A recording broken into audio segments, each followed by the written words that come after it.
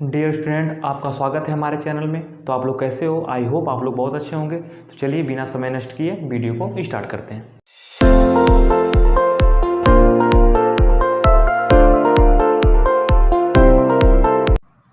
देखिए, क्लास 10 का यह मैथ का आंसर पेपर है। क्वेश्चन नंबर 4 का कर्व में हमें क्या करना है, इसका यूक्लिड एल्गोरिथम से इसका मसा ज्ञात करना है। तो सबसे पहले हम क्या करेंगे, इसका भाग विधि से मसा ज्ञात करेंगे। तो क्या हो जाएगा, यह 426 से इसमें भाग लगाएंगे 576 में, तो एक बार में भाग जाएगा। तो ये हो जाएगा आपका 426, घटा लीजिए, ये 0 हो जाएगा, ये हो जाएगा आपका 5 और ये हो जाएगा 1। ठीक है, अब हम क्या करेंगे, 426 को यहाँ पर लिखेंगे और इसका भाग लगाएंगे। ठीक है, तो देखिए इसमें क्या होता है, यूक्लिड एल्गोरिथम में स्टेप वाइज स्टेप एक मेथड होता है, जो ये होता है a बराबर बी क्यू प्लस आर, यानी भाज्य बराबर भाजक गुणे भागफल प्लस शेषफल। ठीक है, अब देखिए क्या हो जाएगा, ये आपका भाज्य हो जाएगा आपका चरण फर्स्ट में, चरण डालकर इसका लिखते हैं चरण फर्स्ट में। यह हो गया आपका भाज्य 576 और यह हो जाएगा आपका भाजक 426 और ये हो जाएगा आपका भागफल। फिर होता है प्लस शेषफल। शेषफल कितना बचा है, 150। यह तब तक करेंगे जब तक हमारा शेषफल क्या हो जाए, यानी आर का वैल्यू 0 ना आ जाए। तो आर का वैल्यू यहाँ पर अभी 0 नहीं आया है। आर का वैल्यू जैसे 0 आ जाएगा और ये भाजक क्या कहलाएगा, तब आपका मसा कहलाएगा। चलिए आगे इसमें भाग करके देखते हैं। दूसरा चरण में 150 का इसमें भाग दीजिए, करीबन ये 2 बार में जाएगा। तो ये हो जाएगा आपका 300, घटाइए से, ये 6 हो गया, यह 2 हो गया और यह 1 हो गया। ठीक है, ये दूसरा चरण हो गया। अब दूसरे चरण में लिख दीजिए इसे चरण 2।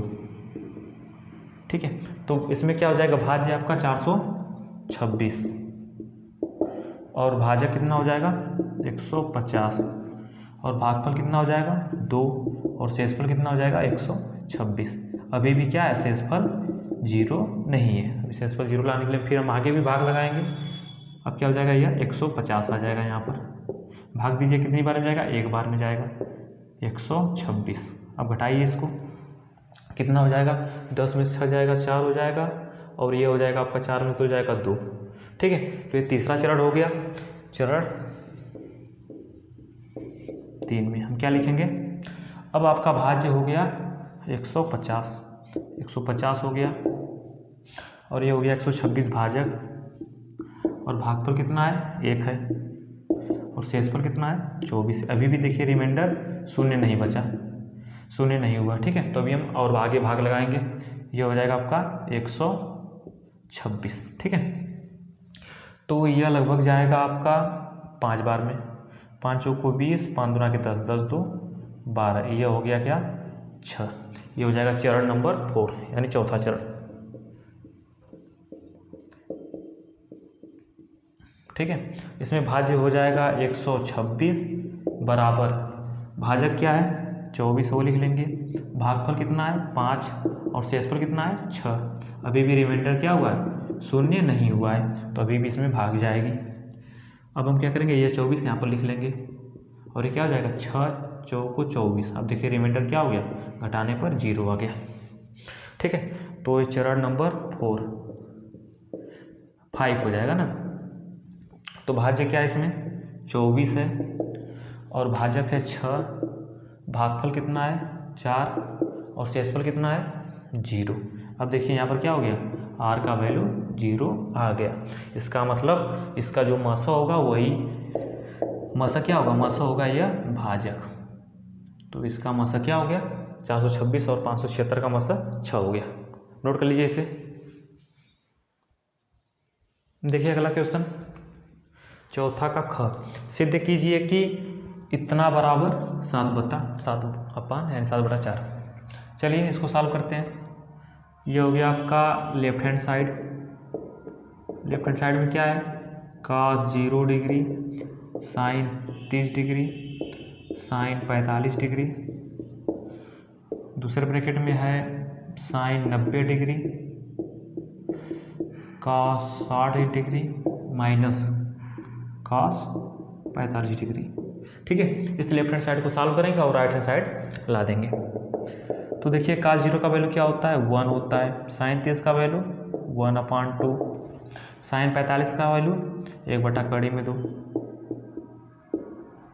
ठीक है। साइन 90 का वैल्यू 1, cos 60 का वैल्यू 1/2 और cos 45 का वैल्यू 1/2। अब इसको सॉल्व करते हैं। इसका एलसीएम कितना हो जाएगा, इसका एलसीएम हो जाएगा 2/2। अब देखिए इसके अपान 1 है, 1 से इसमें डिवाइड करेंगे तो यही आएगा, यह वैल्यू पूरा 1 के साथ मल्टीप्लाई हो जाएगा 2/2। 2 से इसमें डिवाइड करेंगे तो ये कैंसिल, कड़ी में 2 बचा, कड़ी में 2 का इसमें गुणा हो जाएगा, प्लस कड़ी में 2 से इसमें भाग लगाओ, कड़ी में 2 कैंसिल हो जाएगा, कड़ी में 2 से क्या बचेगा 2 का 1 में गुणा कीजिए। अगला क्वेश्चन देखिए, अगला देखिए इसका एलसीएम कितना हो जाएगा, इसका एलसीएम भी 2/2 हो जाएगा, ठीक है। अब हम 1 से भाग लगाएंगे तो इतना ही आएगा और इसका वैल्यू 1 में गुणा करेंगे तो 2/2 आएगा। 2 से इसमें भाग लगाइए, कड़ी में 2 आएगा, कड़ी में 2 का 1 में गुणा, कड़ी में 2, कड़ी में 2 से इसमें भाग लगाइए, कड़ी में 2 कैंसिल, क्या बचा 2 का 1 में गुणा। अब इसको सॉल्व करते हैं, और 2 कड़ी में 2 और यहाँ पर कड़ी में 2, ये दोनों जुड़ेंगे तो हो जाएगा 3 कड़ी में 2। 2 कड़ी में 2 यहाँ पर है, 1 कड़ी में 2 यहाँ पर है, तो कड़ी में 2 और 2 कड़ी में 2 ये जुड़ेगा तो 3 कड़ी में 2 हो जाएगा, प्लस 2 अपान 2 कड़ी में 2, ठीक है। आगे देखिए यह 2 कड़ी में 2 और यह कड़ी में 2 कितना हो जाएगा 3 कड़ी में 2 माइनस 2 अपान 2 कड़ी में 2 कड़ी में 2, ठीक है। अब देखिए हम क्या करेंगे, ऊपर वाला अंश का अंश में मल्टीप्लाई, इसका इसमें मल्टीप्लाई होगा, तो देखिए यह अगर इसको हम a मानते हैं, इसको b मानते हैं, तो a प्लस बी और यह a माइनस बी, इसका फार्मूला होता है a² माइनस बी स्क्वायर, तो क्या हो जाएगा 3 कड़ी में 2 का स्क्वायर माइनस 2 का स्क्वायर। चलिए 2 का 2 में मल्टीप्लाई कितना हो जाएगा 4 हो जाएगा, कड़ी में 2 का कड़ी में 2 में गुणा तो हो जाएगा, एक कड़ी हट जाएगा, कड़ी में 2 का और कड़ी में 2 से गुणा करते हैं तो कड़ी हट जाती है, क्या आ जाएगा 2 आ जाएगा। और सॉल्व कीजिए, ये देखिए क्या हो जाएगा 3 का स्क्वायर 9 और कड़ी में 2 का स्क्वायर 2 का इसमें गुणा हो जाएगा, कितना हो जाएगा 18 हो जाएगा। 2 का स्क्वायर कितना हो जाएगा 4 हो जाएगा, और ये कितना हो जाएगा, ये हो जाएगा आपका 8। आगे देखिए 18 में से 4 जाएगा 14/8 हो जाएगा, 2 से कैंसिल कीजिए, 2 सत्ते 14, 2 चौको 8 हो जाएगा, यानी 7/4 हो जाएगा, ठीक है। तो 7/4 क्या आया, यह आया है राइट हैंड साइड। देखिए 7/4 ही हमको लाना था, नोट कर लीजिए इसे। देखिए अगला क्वेश्चन, चौथा का घ, बिंदुओं 3, तथा 9, को मिलाने वाले रेखाखंड को सम त्रिभाग करने वाले बिंदुओं के निर्देशांक ज्ञात कीजिए। यानी इन दोनों बिंदुओं से मिलाने वाली एक रेखा है जिसको 3 बराबर भागों में बांटना है, और जो बिंदु इस रेखा को 3 बराबर भागों में बांट रहा है उसका निर्देशांक हमें बताना है। तो चलिए पहले हम एक लाइन बना लेते हैं। यह हो गया आपका पॉइंट, पहला पॉइंट यानी 3, -3, ठीक है। और दूसरा पॉइंट क्या है, दूसरा बिंदु 9, इसको हम मान लेते हैं A और इसको मान लेते हैं हम B। अब इसी लाइन को 3 भागों में बांटना है, तो हमें कैसे बांटेंगे, एक बिंदु यहाँ पर लेना होगा, एक बिंदु आपका यहाँ हो गया, एक बिंदु यहाँ पर हो गया, इसको नाम दे दे रहे हैं P और इसको नाम दे दे रहे हैं Q। अब देखिए क्या हो गया, यह दूरी और यह दूरी और यह दूरी तीनों क्या हो जाएंगे, आपस में बराबर हो जाएंगे, ठीक है। जैसे मान लीजिए अगर ये 2 सेंटीमीटर है तो ये भी 2 सेंटीमीटर और यह भी 2 सेंटीमीटर, ठीक है। 2 सेंटीमीटर, दूसरा वाला भी 2 सेंटीमीटर और तीसरा वाला भी 2 सेंटीमीटर, तीनों का अनुपात देखेंगे तो कितना आएगा, 2 से भाग लगा दीजिए तो ये हो जाएगा 1:1, ठीक है। तो इसका मतलब यह हुआ कि इसको हम 1 यूनिट मानते हैं, इसे हम मान लेते हैं 1, ये भी मान लेते हैं हम 1 यूनिट और इसको भी मान लेते हैं 1 यूनिट, ठीक है। अब हमें बिंदु P का निर्देशांक हमको निकालना है, तो कैसे निकालेंगे हम, जो बिंदु P है वह देखेंगे इस रेखा को कितने अनुपात में डिवाइड किया है। तो देखिए यह हो गया 1, यह पॉइंट से पहले यह बिंदु ए तक का डिस्टेंस कितना है 1 यूनिट, और पॉइंट पी से बी तक का डिस्टेंस कितना है 1 और 1 मिलकर 2 यूनिट, यानी जो बिंदु पी है इस रेखा ए बी को एक संबंधी 2 के अनुपात में विभाजित किया है। यह 1 हो गया और ये दोनों मिलकर 1 और 1 2 हो गया। तो यहाँ पर लिखेंगे बिंदु पी रेखा ए बी को एक संबंधी 2 के अनुपात में विभाजित करता है।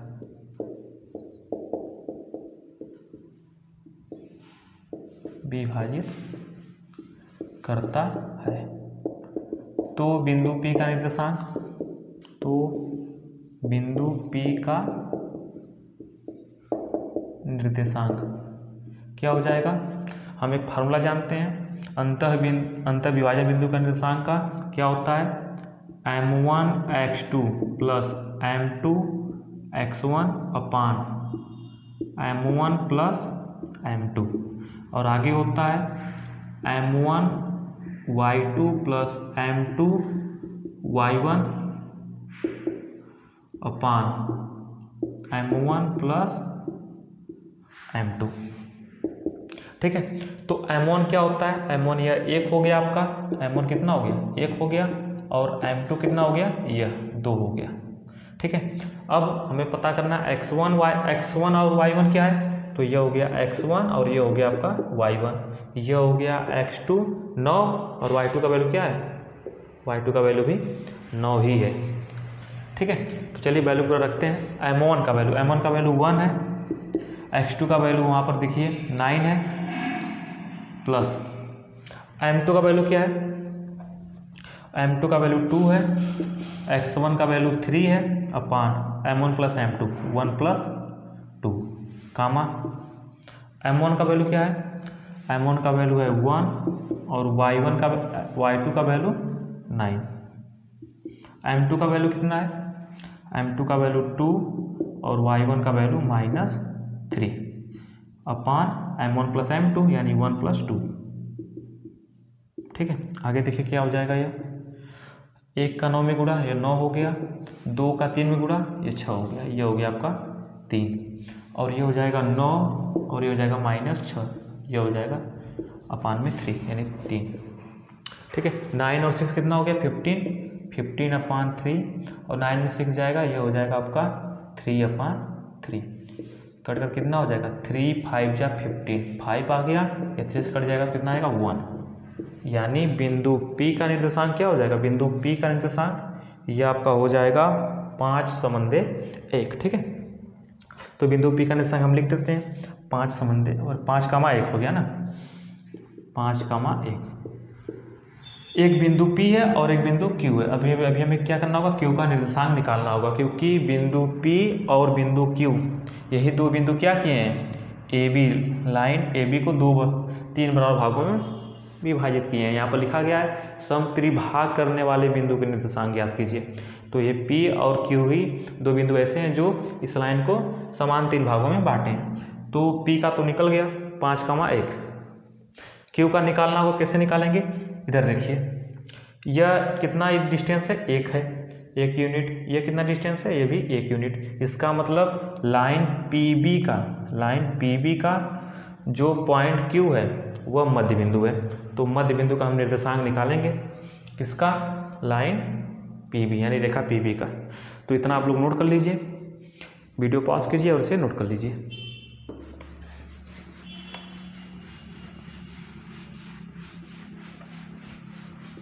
देखिए आगे बिंदु Q का निर्देशांक आपको निकालना हो, कैसे निकालेंगे, बिंदु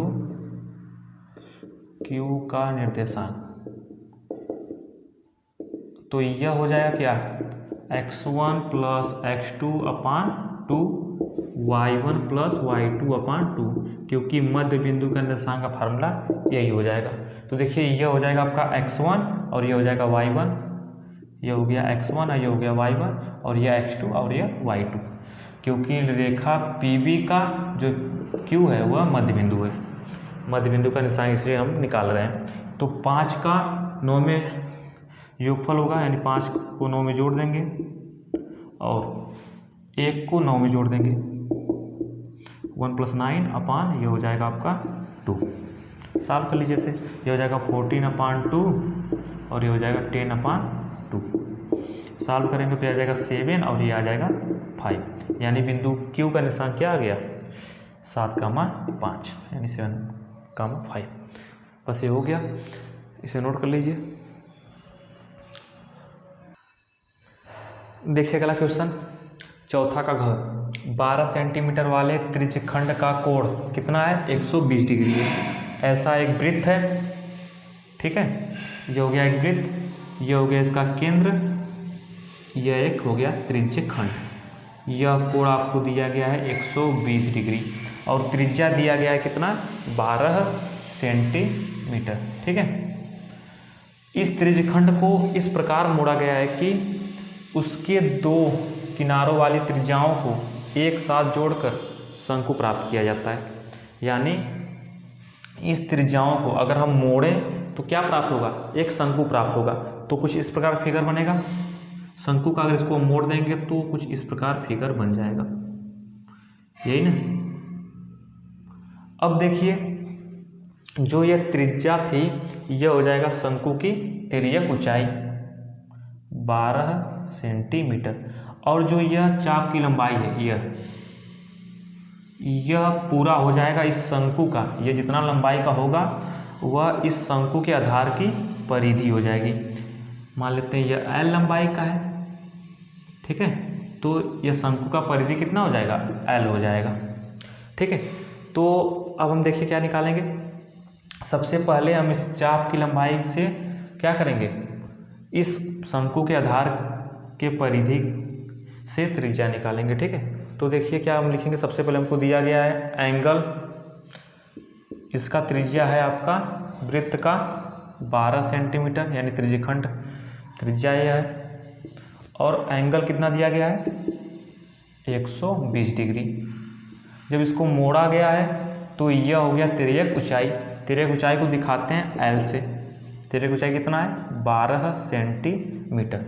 अब देखिए शंकु के आधार की परिधि इस चाप की लंबाई के बराबर होगा, क्योंकि यही चाप की लंबाई को मोड़ा गया है तो एक वृत्ताकार परिधि बना है, यानी आधार की परिधि बनेगा शंकु के, ठीक है। तो चलिए लिखेंगे यहाँ पर हम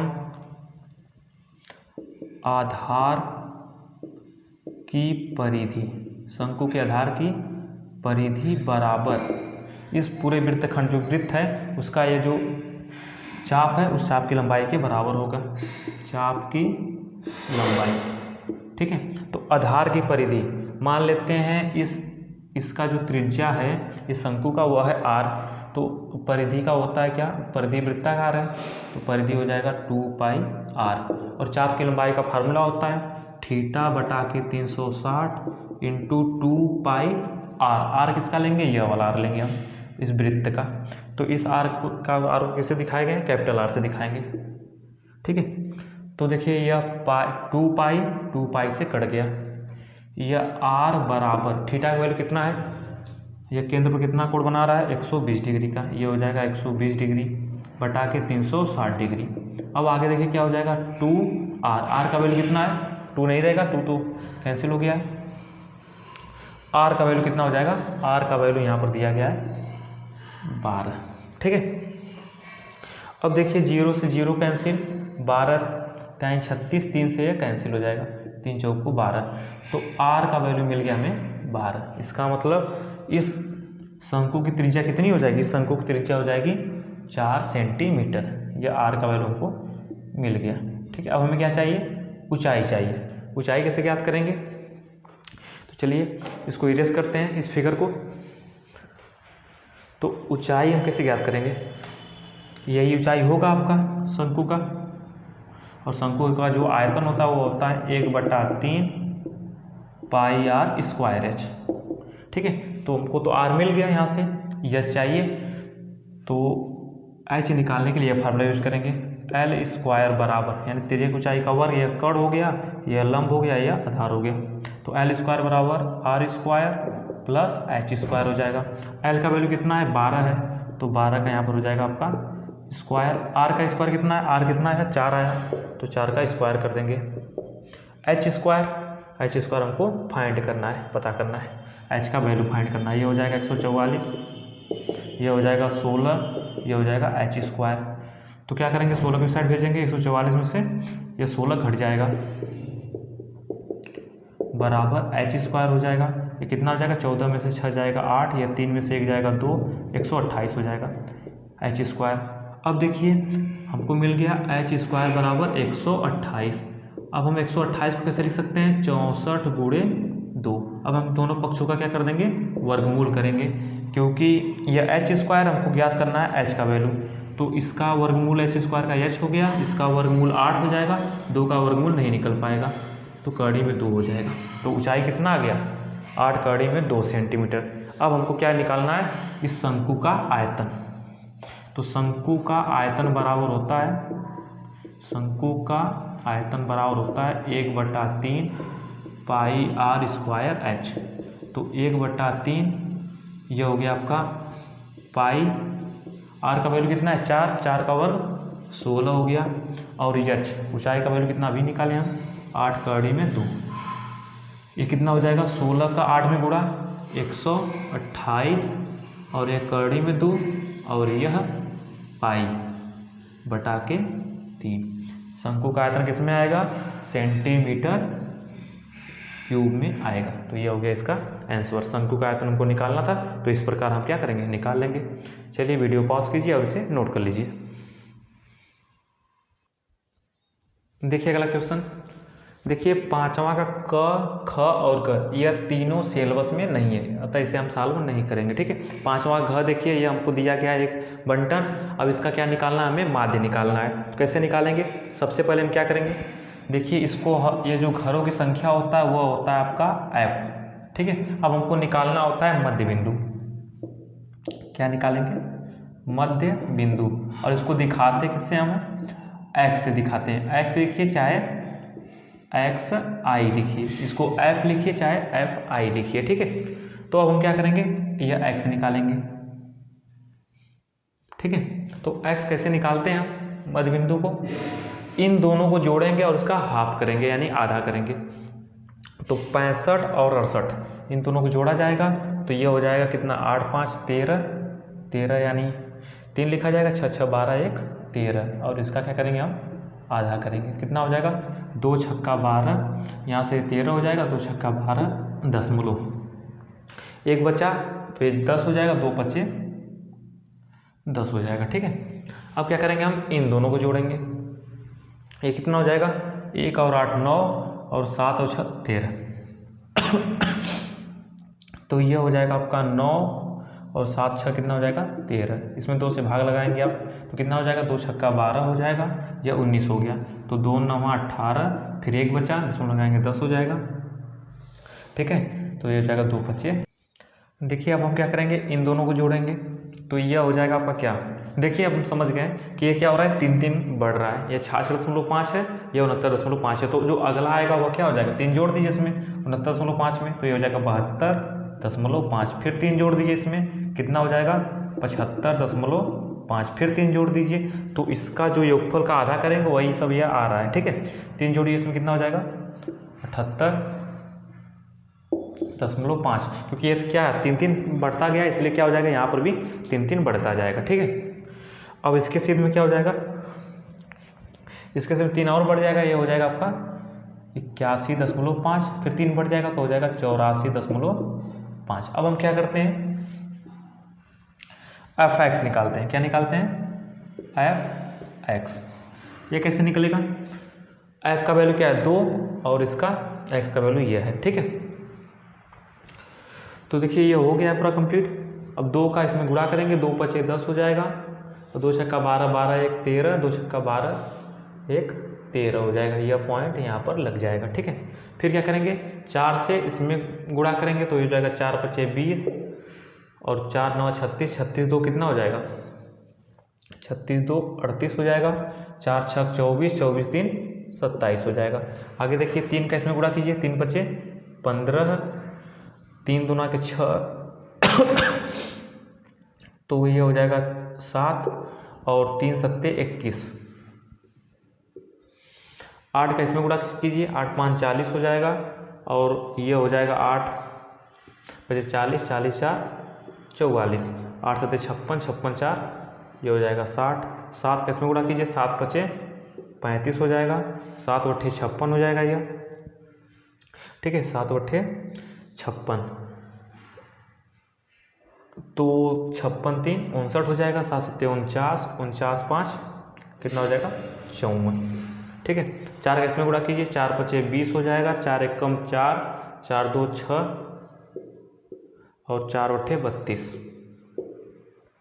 2 का इसमें गुणा कीजिए, 2 5 10, 2 चौको 8, 8 और 1 क्या हो जाएगा 9 हो जाएगा, 2 8 16, ठीक है। देखिए अब इसको ऐड कर देंगे, तो इसको क्या करना, जोड़ना है, तो हम क्या लगाएंगे सिग्मा एफ। सिग्मा एफ का मतलब ये हो गया कि एफ के सभी टर्म को हमको जोड़ना है, तो जोड़ेंगे तो आएगा 30, ठीक है। फिर हम क्या करेंगे, एफ एक्स इसके पूरे टर्म को हम जोड़ेंगे, इसको जोड़ेंगे तो लगभग आएगा यह 2277, ठीक है। अब देखिए हमें निकालना क्या है, माध्य निकालना है, तो माध्य निकालने के लिए क्या करेंगे हम, फार्मूला होता है, इसे दिखाते हैं एक्स बार से, समेसन यानी सिग्मा एफ एक्स, इसको समेसन भी बोलते हैं, या सिग्मा और अपान में क्या रहेगा sigma F. Sigma F x मतलब इसका योगफल कितना हो जाएगा 2277 बटा के क्या हो जाएगा यह 30 हो जाएगा, ठीक है। अब इसको भाग लगाएंगे, जो आएगा वह आंसर हो जाएगा। इसका आंसर आप कमेंट बॉक्स में दीजिएगा, ठीक है।